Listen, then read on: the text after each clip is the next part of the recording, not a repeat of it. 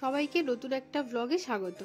আর আজকে সকালে মেয়েকে যখন স্কুলে নিয়ে যাচ্ছিলাম তখন চারিদিকটাতে রোদ ঝলমল করছিল। ভাবলাম আজকের বোধহয় বৃষ্টি আর হবে না, কিন্তু বেলার দিকে ঝমঝমিয়ে বৃষ্টি এলো।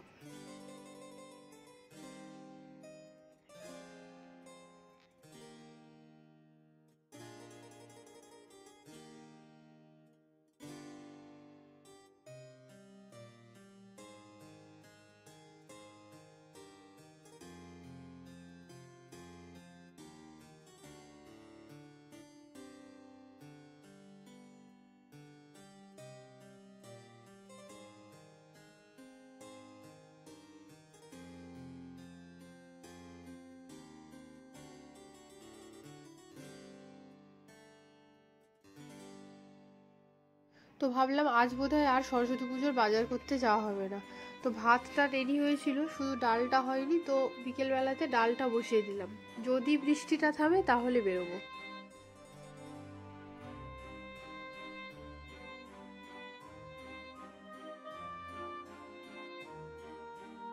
এখন পর্যন্ত বৃষ্টি হচ্ছিল, এখন একটু থেমেছে। তো কালকে যেহেতু সরস্বতী পুজো আছে, এখন যাচ্ছি বাজারে।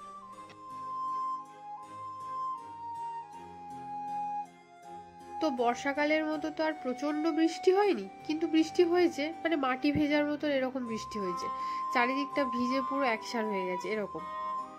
তো মেয়েকে দার্জিলিং টুপি মাথায় চাপিয়ে চললাম বাজারে, সরস্বতী পুজোর বাজার করতে।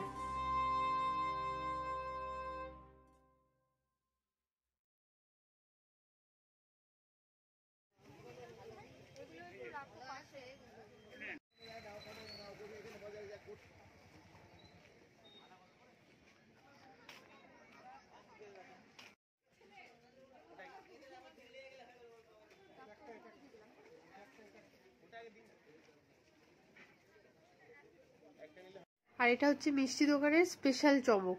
তো বর আর নতুন কনেকে সাজিয়ে দিয়েছে মিষ্টি।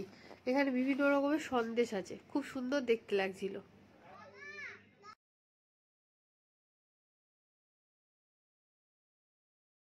তো এই বছরের মতো সরস্বতী পুজোর বাজার করে মেয়েকে নিয়ে ফিরলাম বাড়িতে।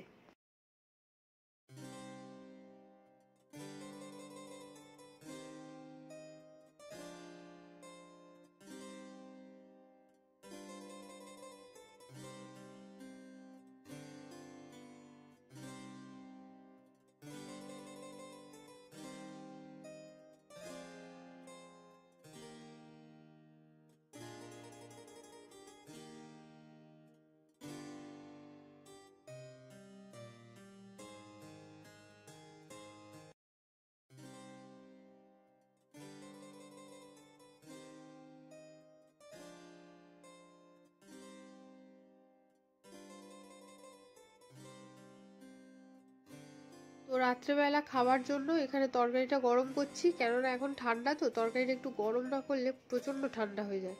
আর সকালের জন্য ভিজিয়ে রাখলাম একটু ছোলা আর গোটা মুগ। ভাবছি এই গোটা মুগটা দিয়েই পরের দিন খিচুড়ি বানাবো।